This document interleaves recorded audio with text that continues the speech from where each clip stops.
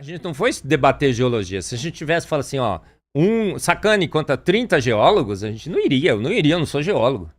Agora ele falou assim, a geologia. Ó, deixa eu falar sobre o Monte Everest. Vamos falar do Everest aí. Baixa um pouco mais. É que eu preparei uns 500 mil slides, viu? Vim pronto aqui para discutir mais um pouquinho, mais um pouquinho. Chega aí, para aí. Ó, o que acontece, Júnior? Os montes que nós temos hoje na Terra, eles estão soerguendo com a movimentação das placas tectônicas. Então, todo mundo que defende o dilúvio defende o modelo em que a gente tinha uma Pangeia, como a própria ciência reconhece, a própria Bíblia diz, ajunte-se as águas num só lugar, apareça o elemento seco, e que essa Pangeia não tinha montes muito altos porque as placas não se movimentavam. É um único continente, e se tinha monte, o monte não era muito alto. Agora, com a separação dos continentes na tectônica de placa catastrófica, que é o modelo que a gente defende, tem simulação, tem um simulador de altíssima eficiência, que é o Terra, simulador em computadores. Mas qual que é a evidência do dilúvio? Deixa eu falar do Everest. Chegar até o Everest. Não, a separação não tinha Everest. Não tinha Everest. Ergueu um monte. Agora, beleza. Vamos... imagina que esse monte, então, está sendo erguido há milhões e milhões de anos, certo? A nossa teoria é que foi um afastamento rápido. 6.000 anos. O que vai acontecer, Júnior? Dá uma olhada nesse slide. Esse aqui é uma taxa de soerguimento, que é o termo em geologia, dos montes. Se você desconta a erosão que está ocorrendo e considera o quanto que esse arraste dessas placas está fazendo esses montes ainda hoje erguerem, você tem as taxas aqui, ó, 4,5 milímetros por ano para esse monte Nanga Parbat, o Monte Everest 1,8, o Aconcagua 3,0, o Ararat 1,5 e tudo mais. O que vai acontecer com esse soerguimento? Se ele estivesse acontecendo ao longo de milhões e milhões de anos, como o Sacani pegou aqueles 2, 3 centímetros e regrediu por milhões e milhões de anos para dar aquela separação entre os dois continentes, o que aconteceria? Esses montes já teriam subido 500 quilômetros na Terra. Aí o pessoal fala assim, não, sabe o que é? Tem um limite de 10 mil quilômetros. Chega em 10 mil quilômetros, eles não crescem mais. Então todos os montes já deveriam ter 10 mil quilômetros. Mas por que eles não têm? Porque a erosão está comendo esses montes. Está comendo. Vamos considerar então que a erosão está comendo? O que vai acontecer? Próximo slide. Dá uma olhadinha no próximo slide. Por favor. Ó. É pra cima, não é pra baixo. Desculpa. Sobe. Sim. Vai subindo um pouco mais. Isso. Júnior, para aí. Agora sim.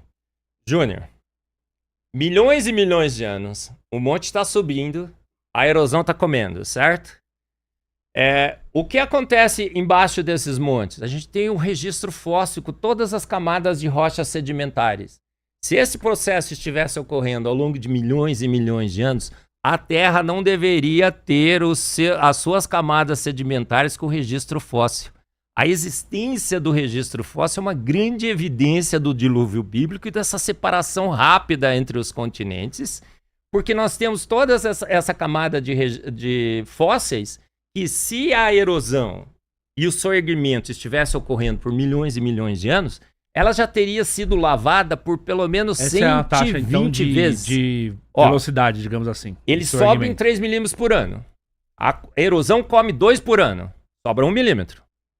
Se esse 1 milímetro estivesse ocorrendo por milhões e milhões de anos, todos os montes já teriam batido em 10 quilômetros.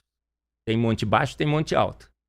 Se tivesse ocorrendo ao longo de milhões e milhões de anos e tivesse batido e um erodiu mais do que outro, o que aconteceria? Toda a parte de sedimentos, rochas sedimentares e o registro fóssil já teria sido lavado mais de 100 vezes.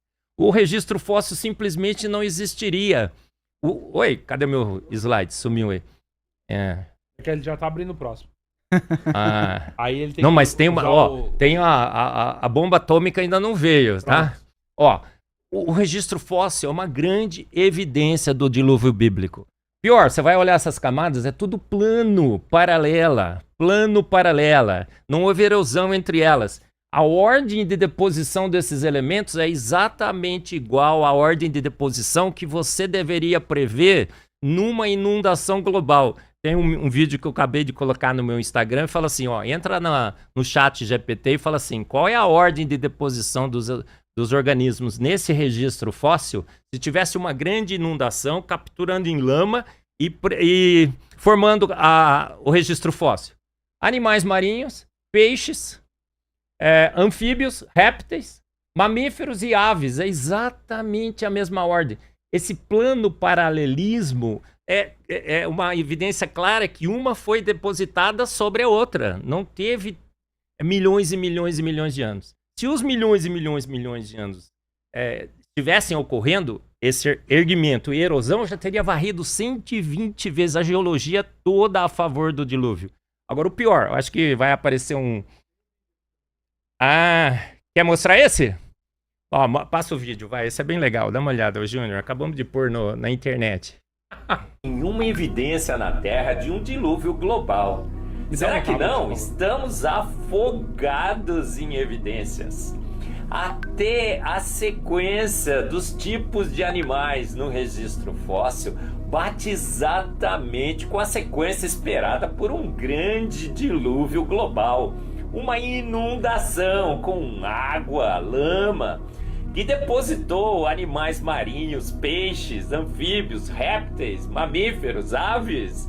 Olha só, e o pior, se a erosão e o soerguimento dos montes está ocorrendo por milhões e milhões de anos, esse registro fóssil simplesmente não deveria existir na Terra.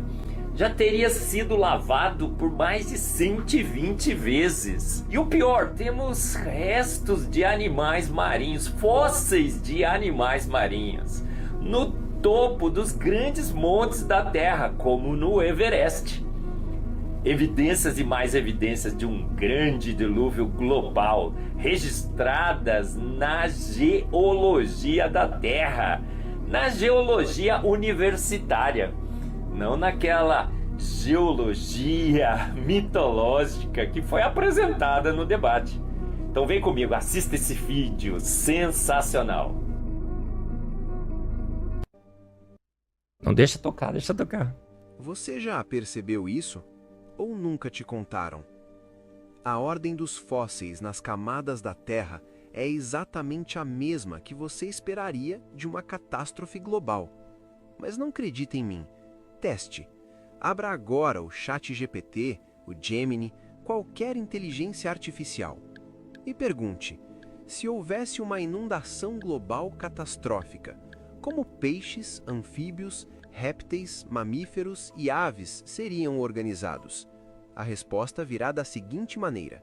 No fundo, peixes, depois anfíbios, depois répteis, depois mamíferos e por último, aves. Agora faça outra pergunta. Qual a ordem dos fósseis nas camadas geológicas? E observe a resposta com calma. É exatamente a mesma sequência. Coincidência ou evidência? Porque até ferramentas treinadas dentro de um modelo que defende milhões de anos acabam descrevendo um padrão que aponta para algo rápido, violento e global. Talvez o problema não seja a falta de evidência. Talvez seja a forma como fomos ensinados a interpretá-las. O dilúvio não precisa forçar a explicação. Ele simplesmente encaixa perfeitamente. Olha aí, pessoal. Segue agora. Pode pausar, pode pausar. Sensacional. Sacane no debate. Júnior. E o pior, quando você vai em cima do topo do Everest, tem restos de animais marinhos. Toda a camada está lá, das mais antigas até as mais novas. E no topo do Everest, se eu acho que... Você devia ter falado isso no debate aí, ó, dos animais marinhos. Como é que eu poderia, Júnior? Como é que eu poderia? Você deixou muito pro final, pô. Não, quando eu sentei lá, o que aconteceu? Eu botei a Bíblia lá, não botei? Não botei a Bíblia aqui? Falei assim, tá aqui a Bíblia. Botei a Bíblia lá. Aí ele falou, hoje eu vou sair com mais uma Bíblia. Aí? O que você trouxe a Bíblia? Eu falei assim, Sacane, eu trouxe a Bíblia porque você falou que a gente no debate lá de 10 horas e 45 minutos, a gente só abriu a Bíblia. Ele falou que eu só abri a Bíblia e que ele não tinha como me refutar, porque eu tinha aberto a Bíblia o tempo todo. E que o design inteligente só abre a Bíblia. A gente, 100% dos nossos argumentos eram argumentos bíblicos. E eu falei, poxa, eu trouxe aqui para não abrir, para ficar quietinho. Aí ele falou, você me chamou de mentiroso. Eu não lembrava na hora, Júnior, juro. É minha palavra aqui, eu não lembrava. Eu falei, aonde que eu te chamei de... Foi um react, sabe qual foi o react que nós fizemos? Exatamente contra o que ele tinha falado. Rapaz, se eu tivesse lembrado na hora eu falei assim, Sacani, foi exatamente esse react, eu te chamei de mentiroso, porque você mentiu mesmo. A gente não abre a Bíblia, e você falou que a gente abriu 10 horas e 45 minutos a Bíblia, e o design inteligente é 100% baseado na Bíblia, a gente não tem um versículo bíblico no design inteligente.